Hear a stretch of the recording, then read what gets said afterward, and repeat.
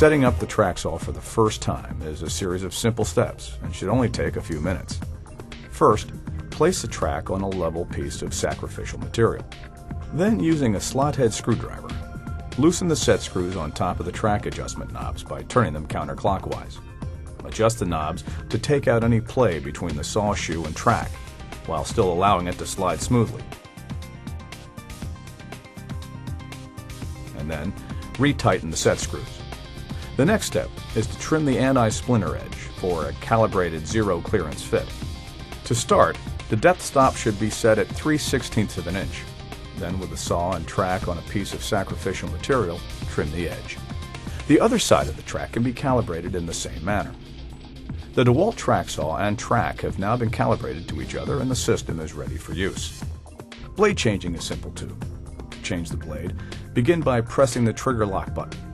Then, plunge the saw and rotate the spindle lever to lock the plunge position. Last, press the spindle lock while loosening the arbor screw.